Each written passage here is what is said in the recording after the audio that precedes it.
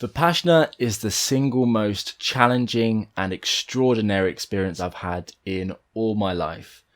Although I'm sure it sounds relaxing enough on paper, it exists as one of the most excruciating introspective endeavours of a lifetime, and I encourage almost anybody to give it a try, providing you have 10 days to do so.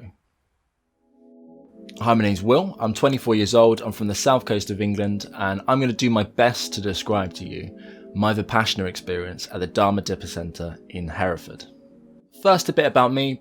Before I came to the centre, I'd recently finished university in Bristol, where I studied music production. I'm very much into my music and photography, also just anything creative really. But since leaving university and moving back into my hometown, I guess you could say I was feeling a bit directionless. I began working in an office for a number of months, like a regular 9 to 5, but I found I was becoming increasingly dissatisfied with the work. I found it to be menial. I knew I would love nothing more than being more involved in a creative field of some kind. So I made the decision to leave my 9 to 5 and begin working at a cocktail bar part-time at a significantly lower wage, but with the intention of using all my available time to freelance in photography and graphic design for my startup company, Thousand Eyes Media. Simultaneously grow my YouTube channel, which is for more audiovisual content. So it was in this sort of transitional period in my life that I stumbled into Vipassana. I had no real background in spirituality or meditation, nor were any of my friends or family interested. I guess it was kind of laughed at and dismissed, mostly by my friends. And it was like a running joke, I guess, that I was just becoming a monk or training to levitate or something like that, which I do understand. It does sound very alien to a lot of people. I myself became interested in learning about transcendental meditation about the time I started university. I do forget the specifics, but I was aware of the research coming to light about how beneficial regular meditation can be for people. I am kind of fascinated with religion too, and I've been reading a lot about Buddhism at the time. And all of a sudden there seemed to be this wave of meditation apps gaining popularity. So I found that made meditation much more accessible all of a sudden. Not that it wasn't already. I mean, it's pretty simple. You're just sitting on the floor. That's all that's required. But I found the apps are good at adding context to what you're trying to achieve with the practice. So for that reason, it was immensely useful to me. So maybe 2 years ago, I began using the Waking Up meditation app more regularly. I found that after meditating, I was much more grounded, especially before a anxiety-producing situation like maybe attending a job interview. I just felt the more I meditated, the better equipped I was to dealing with situations that are outside of my comfort zone. And the results I feel were really quantifiable. I could really tell the difference. But the problem I was having is, despite there being clear benefits to me meditating, I still struggled to establish like a solid routine. I struggled to meditate regularly enough, and I couldn't focus for long enough. I just felt like I was just bad at it. So I hear about this bizarre technique called Vipassana. So 10 days of up to 10 hours a day meditating in complete and total silence. The idea sounded so ridiculous to me when I first heard about it.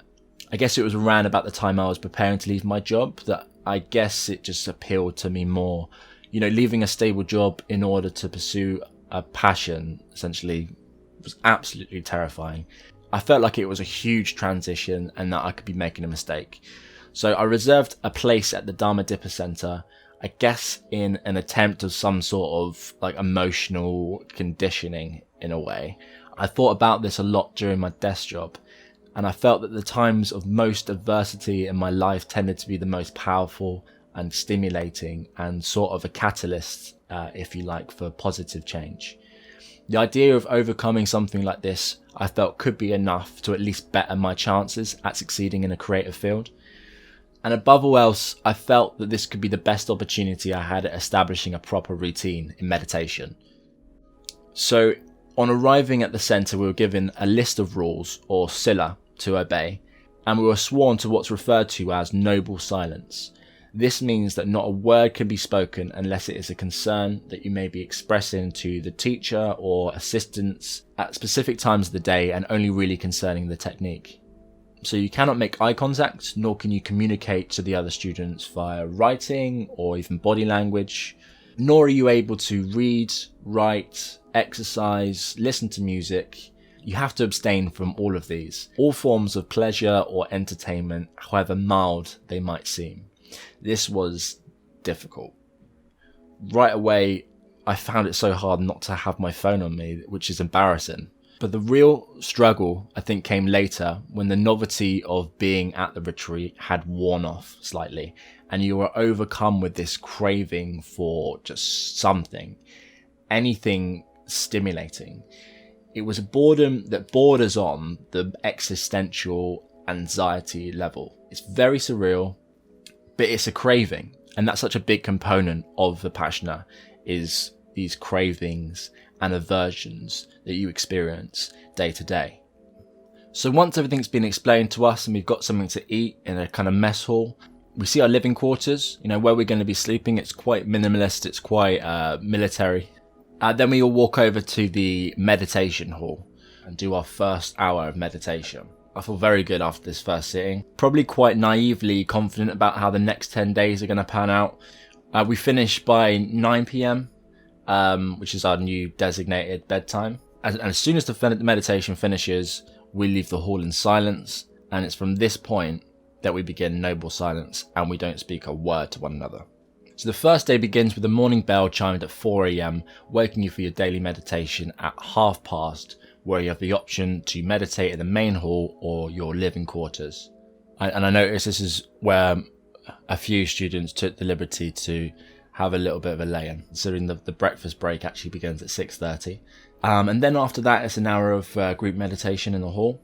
Then 9 to 11 a.m, it's a meditation in the hall or your own room, depending on the teacher's instructions. And then 11 to 12 is your lunch break. And then 12 until 1, it's a rest or maybe an interview with a teacher. So it's 1 to 2:30, more meditation in the hall or your room.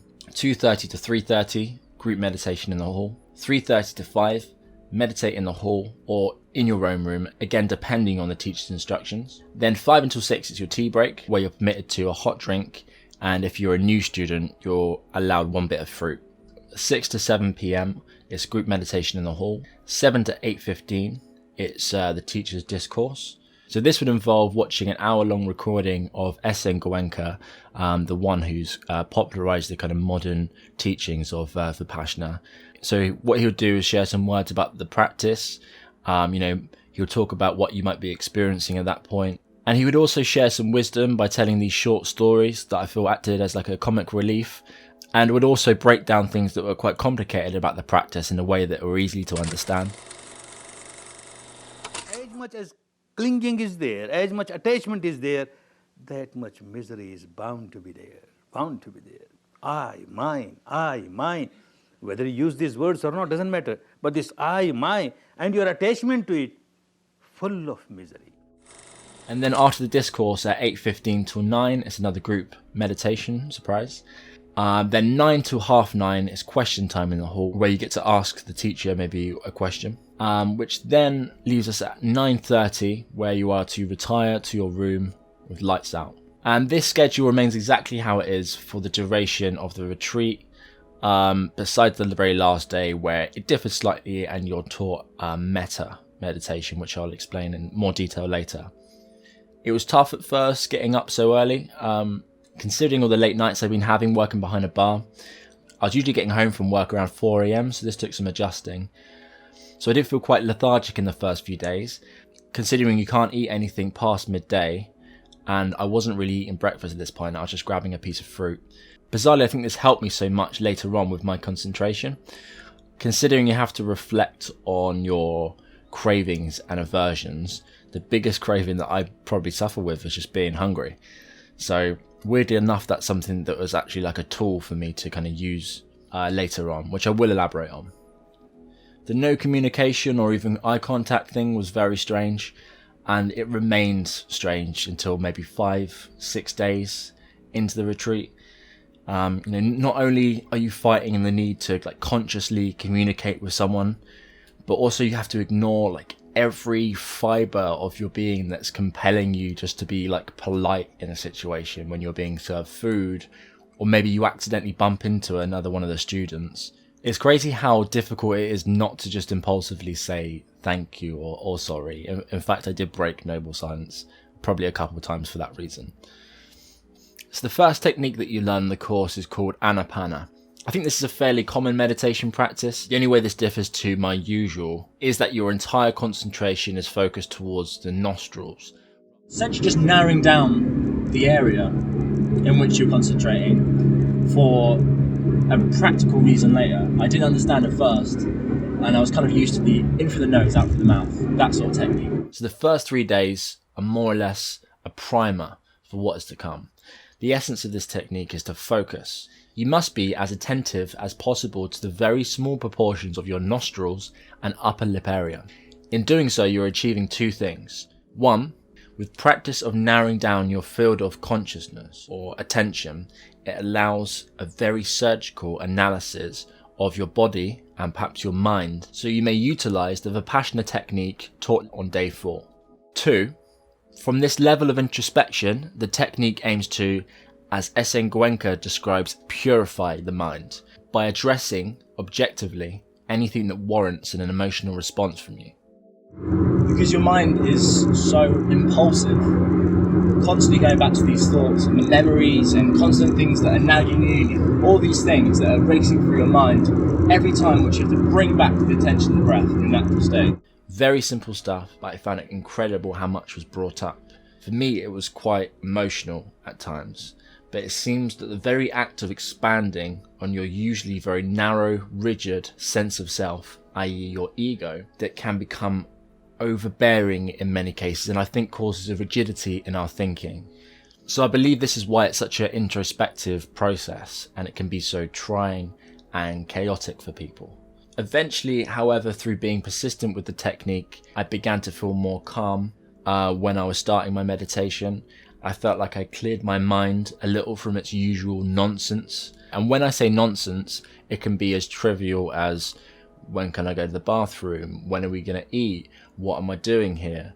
Those sorts of things that cloud your mind and make it more difficult for you to meditate effectively. But yeah, the first 3 days were very hard. It's very difficult. I struggled with it specifically because I felt there was no real purpose to what you were doing. It wasn't necessarily explained exactly what you're looking to achieve with this technique. That came later. So it was a certain aimlessness you felt, which preyed into your kind of insecurity at that point. It's very clear to me why maybe the course didn't sit with so many people and why a lot of people, I guess, ultimately decided to leave.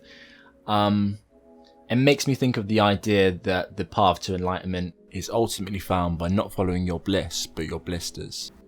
As in, growth is made by willingly tackling adversity. I believe that this is at the very core of Vipassana, and it's a value that is so far divorced from our very consumer-driven society. We simply expect results. So by the end of day 4, I'd gotten everything that I wanted out of the course and more. I'd learned so much about myself and my personal relationships just from enduring the hardship of it all. And also coming to the end of learning the Anapana technique, I had this very surreal moment of a feeling of inconnectivity with all things. And I will spare you the details because, to quote Michael Pollan, I think these moments can make even the most cynical of us into devout evangelists of the obvious. The one thing I will say is I had this moment just as I was the most frustrated I had ever been. So I consider it more or less a breakthrough. And this is the point we begin to learn the Vipassana technique, which terrified me at first, considering how much that had happened already. And I'll explain a little bit about it. So this involves moving your attention from head to feet and from feet to head, back and forth systematically, observing each body part in order and bringing any sensation that you can feel into your immediate awareness. So you begin sweeping the body, observing these sensations, and you're able to do so faster and faster until you eventually can scan the body in seconds, and this is after days of learning, which eventually creates this strange feeling of electricity kind of coursing through your body, like almost in a flash. It's very bizarre. I think the sensation itself differs slightly from person to person, This feeling, this electricity as a phenomenon itself is very predictable. It's very, very strange. And this technique, although quite simple, is combined with the principle that 3 times a day for 1 hour at a time will be encouraged, let's say, to not change posture. So you have to be completely still and not make any movement, which is where a lot of people found this is the most physically trying part of the retreat, because you will notice after maybe 30 minutes of meditating, your legs will feel like they're on fire. And you think that that experience is unique to yourself, but it's not. Everybody's experiencing it. Everybody is struggling immensely. And this ties back into what I was saying about the hunger, about how it's a very clear and obvious craving, the need to eat, such as the feeling that you need to change your posture or resolve some leg pain or back pain that you have. It's the biggest craving that there is, which means it's perfect as it exists as a sensation or a craving. And this is essentially what you have to meditate through or observe objectively enough to be at peace with those feelings. So the principle of the Vipassana technique really is to be aware as you possibly can of all sensations, as minor or extreme as they come, and develop what is called a equanimity with those sensations. And that is for you to be by and large at peace despite how chaotic this moment is for you. So by day 5, the novelty of being at the retreat, I think, had definitely worn off a bit. Although now, since the place didn't seem so strange and unfamiliar, which was positive in a way, because I think it allowed me to maybe access slightly deeper states of meditation, being so relaxed. But now something maybe began to set in, which was a state of boredom, which I think even probably bordered on an existential crisis level. This is where it got really difficult for me, and I felt like I had to leave. And I became so adamant about this too. So much so that I even plotted exactly how I was going to do it. If I was going to make my escape, what time would be best to do so, and what angle of the retreat would be best to approach. Would I go get my belongings first? Would I not? Just so many of these scenarios would be going through my head, which I realise is just another craving, another aversion. The aversion being avoiding actually sitting with myself and kind of contemplating how I feel and meditating on the rest of it, and the craving to act impulsively and do something that I shouldn't. These are just something that you're constantly confronted with at Vipassana, and it doesn't end. It's a new craving, and it's a new aversion, and it's constantly changing, and you're often telling yourself that this isn't it, this is different. Like with the pains you're experiencing by sitting in these long sessions, you tell yourself that nobody's experiencing this pain, it's just me. I'm the only one that's experiencing this level of pain. I suffer from this problem, that problem. I'm unique. When really it's not the case. It's almost your mind playing tricks on you and doing anything it has at its disposal to get you out of there. So this would constantly be coming up, and I think it's clear it's a problem with the ego, and it's almost like a self-preservation thing, because what you're being confronted with, it's difficult to sit with it. And also I think this was just entertainment. You're ultimately just bringing up all these scenarios to entertain yourself. Whether I'd actually do them or not is another story. But it was very scary just being at the mercy of your own ego sometimes. It's very strange just how irrefutable some of the excuses you're able to conjure up in these very uncertain moments.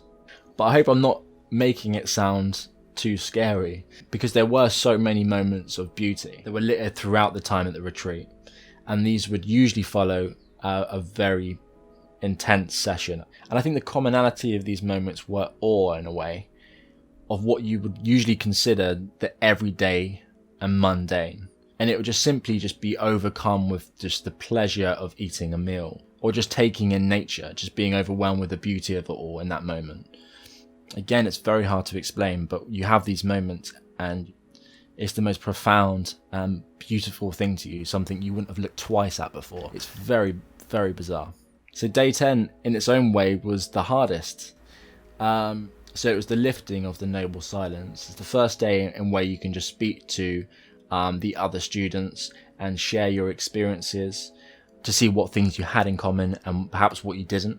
A very important part of the 10 days in more or less rehabilitating you, I think, and bringing you back to a state of normality. I think this is why we also learn metta, which is the final technique we are taught, and this is a meditation on loving kindness. So it's just basically just sitting and meditating on feelings of love and positivity towards those in your life that you cherish, and it's basically just for bettering your mood and your general well-being. So this, with noble silence being lifted and you being able to share these experiences with other students, I think wraps up the 10 days quite nicely. And I think it ends on a more or less positive note where you're able to reflect on everything that's happened and ensuring you're able and willing to go back into your normal lifestyle. But obviously things were a little bit different for the group I was a part of, considering the whole coronavirus epidemic. Obviously we weren't aware of this over the course of 10 days. I think me and one other student actually found out slightly earlier because he had to use his phone for an emergency. And since finding out from him how serious it was, I decided to check my phone. So after speaking to my family and friends, I find out not only is there a global pandemic, but I've lost my job too, which is very worrying. And it wasn't long after that the student I mentioned that needed his phone for an emergency actually had to leave at that point, despite the fact we were actually staying one extra night. So I offered to give him a lift to the bus stops so he can travel back to London, which I did so successfully. However, on the returning journey back to the Dharmadippa Centre, I actually managed to roll my car, which I'm actually quite a new driver. I've only been on the road since earlier this year. There wasn't that much damage, but I have to say at the moment it felt very real. So after I came back to the centre, it was a great moment just to reflect really and kind of take in how much adversity I'd already experienced. And of course it would be very easy to look at this and be frustrated and be angry or upset or worried. But the thing is, that's what the last 10 days have kind of been all about. It's to be as objective as you possibly can and not allowing yourself to pander to an emotional, impulsive response. And the only thing you can do is strive to see the world more objectively and understand the principle taught in Vipassana, and that is everything is changing constantly and it is beyond your control, and that's okay. But yeah, that basically concludes my experience of Vipassana. It was an incredible experience. I want to say I would definitely be doing this again, maybe in a year's time, we'll have to see. And I hope this helped anybody out there looking to understand Vipassana who might not have the opportunity to try it at the moment. So yeah, I think that's everything from me, so thanks for listening.